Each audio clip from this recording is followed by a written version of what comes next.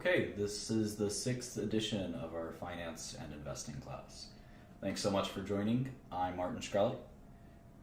I've uploaded all the relevant files to the share drive. If you don't know where that is, there'll be a bunch of links in the description box and message box as we speak. So anyway, let's get to it. We've left off, maybe I'll do a quick review of kind of where we've been.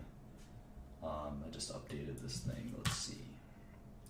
So I talked a little bit about my life and sort of where I came from and kind of the decisions that I've made in my personal kind of career. We talked about planning your career. We talked about teaching oneself, and actually went to my library and went through a few books. There's an unending number of books on Warren Buffett, which I would encourage you to read. Read all of them if you could. Snowball is the recent biography. I would certainly try to read that. My brother got me this for Christmas. I don't know, it was last year. I think it was last year. It's just the essays of Warren Buffett.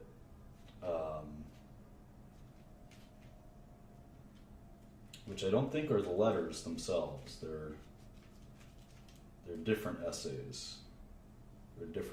So you may want to read those. And I have a couple of other books. Two great hedge fund managers, Julian Robertson and Michael Steinhardt. There are books about these guys that I don't think they're great books. They're not going to win any literary prizes, but they're certainly not terrible to read if you want to learn more about great equities investors over the years. Those are two of the great equities investors over the years. Anyway, we've talked about a little bit about how to learn on your own, which is extremely important. We did a quick overview of equities. I actually wrote most of this, and I thought this was an interesting addition. I said that almost all corporate activity on the planet is done in the aim of creating equity value. It's done in the aim of creating equity value. And whether that's through increased stock value or dividends, most people work for this concept, all corporate activity at least. And that goes from all big, huge public companies like Walmart and Google, all the way down to sole proprietorships like your local Quickie Mart. And why do we use equities? Why are they useful? Well, they allow for rapid business expansion because you can sell new equity, and equity is portable. It's very efficient. You can list, trade, and sell equity quickly, as opposed to partnership interests or other forms of splitting a company up. Of course, new equity is dilutive to the old equity owners, but it does provide cash when you sell new equity. We've been through this a million times, the sort of 6 things I look at for any equity. We talked a little bit about the financial statements and enterprise value concept, which I encourage you to understand. We talked about accounting and some important concepts of accounting. We dove deep into the balance sheet and income statement. We started to do the cash flow statement. We'll do more and more of that. We've talked about discount rates. We've talked about discounting cash flow. I did this sort of John is an NFL quarterback example that's often in textbooks. We talked a little bit about bonds. I'll talk about bond equity parity someday. We started to do a little bit of fundamental research. We talked about your expectations when it comes to fundamental research. I'm going to talk a little bit more about fundamental research and forecasting. We'll talk about that. And then I wanted to sort of introduce a new topic, which we'll go through briefly before we get back to our regularly scheduled programming. It's a sort of a new section, and I'll be doing these here and there, and we're going to call it markets and portfolios. And this is really a different concept from kind of what we've been learning. So I want to briefly go through kind of markets and portfolios. And the simplest thing to understand is that stocks are traded on stock exchanges. And stock exchanges are very distinct things, and in the US we have several stock exchanges like the NASDAQ and New York Stock Exchange. But in the US, all of our exchanges are kind of sufficiently electronic and computerized that there is no real distinction between any of them that's practical and relevant. One thing that's very basic that's important to understand is this concept that for every buyer there must be a seller.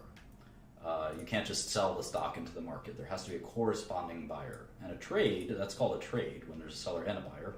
A buyer who's bidding agrees with the seller on a price who is asking for a price. And so let's look at some of the trading basics. I copied and pasted this from Bloomberg, and you can see that if you look carefully here, you can see that there are all these bid prices. And the best bid is the guy who will buy the stock if someone wants to sell at the market price. The current bid is 200.55, and he's willing to buy 7,700 shares. That's what that 77 means. So he's willing to buy 7,700 shares at $200 a share. How much money is that? Let's see. 200.55. That's about $1.5 million. So there's somebody out there right now willing to buy $1.5 million of this stock called SPY. And correspondingly, there's someone willing to sell 6,700 shares at 200.6. And this is even after the market's closed. That's about $1.5 million that they're willing to sell. And that's after the market's closed. So this is a very liquid security. This is maybe the most liquid security there is. We talked about beta last time. This is a correlation coefficient to the market. It's sort of like an R-squared value, if you're familiar with that in math. So all these are important to know. In fact, you should know every single one of the little things listed on the sheet. And again, this has been uploaded to the share drive. Now let's talk about funds. Well, funds are things that fund managers create. And what they are is a collection of stocks. And we call that collection of stocks a portfolio. And fund managers create these portfolios or funds to outperform each other. That sounds a little bit, I guess, competitive, and it is. You know, the goal is to have the best fund possible. And these funds just basically try to get the best performance possible. They want to buy the stocks that go up the most in any given year. There's two more or less general approaches to investing. You can either be a passive investor or an index investor. We'll talk about what an index is in a second. Or you can be an active investor. So a passive investor buys a predetermined portfolio of stocks according to a list or a metric. For example, the S&P 500 is a list that is publicly available, and there are a lot of S&P 500 passive index funds. Russell Midcap Index, they have a specific weighting for each public company. There's no one sitting there saying, I like this company more than that company. They just buy these stocks relative to certain predetermined numbers. Now, the rest of the investors out there are active managers, and they attempt to create their securities portfolios based on their skill. This often goes wrong. Most people cannot outperform the stock market, and I believe there's a good reason for that, which we'll talk about more in more advanced classes. Now, there's all kinds of funds. There's some funds that can short. There's some funds that can invest in private securities. There are funds that list their fund shares publicly. There's private partnership funds. There's all kinds of funds. And there's mutual funds, hedge funds, venture capital funds, private equity funds, just to name a few. There are many more than that. So how do you go about selecting a portfolio? Well, we spent a lot of time trying to value individual companies, and we'll continue to do that when we're done here. But there's several different strategies. One, for example, is this long versus short concept. And I think if you've watched these videos before, you understand that I'm a big fan of short selling. And I don't think that stocks go up over the long term, especially corrected for inflation and other dynamics, especially the sort of, I think, erroneous ways we calculate index fund returns. So we'll talk about that. I think it makes sense to neutralize the risk of beta. Stocks can go up for extended periods of time. For instance, we've been in a big uptrend. We've been in a big uptrend for many years now. You can see from 2008 to 2016, stocks have gone up. And you might ask yourself, how is that possible if there's a no arbitrage concept that we've talked about many times, that there can't be an arbitrage. There's no arbitrage. Why did the stock market track, in many ways, just sort of the trajectory of the economy? Why did that happen? Well, this was no ordinary recession in 2008. A lot of people felt a lot of fear in 2008 that there would be some systematic crumbling of all of capitalism in our economy. That didn't happen, so we got quite a nice recovery. And I think that just the passage of time has allowed earnings to reach record highs, and stocks have had to sort of catch up, if you will, since stocks have been pretty modestly valued for many years, if not almost 2 decades. And if you actually calculate this rate of return, which we did the other day, it barely, if at all, beats inflation, which is really, I think, remarkable. So the last 20 years, stocks haven't beaten inflation very well.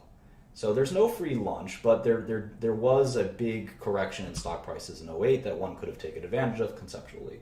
And I think that if you just had long stocks, you'd be very happy from '08 to 2016. There's no way to tell in 2007 that we're about to go into a bear market. And of course, if you only had short stocks up here, you'd be very happy. So my approach is to have both longs and shorts in equal amounts. I think there's a lot of misperceptions that shorts are riskier than longs, and I don't know that that's true. So other portfolio managers, well, it's certainly depending on the kind of fund you have. If you have a mutual fund, you can't even short stocks most of the time. If you have a hedge fund, you can short stocks, but a lot of hedge funds don't even do that. And certainly venture capital funds don't have any publicly traded stocks, nor do private equity funds. So a lot of these are very different based on the kind of fund you have.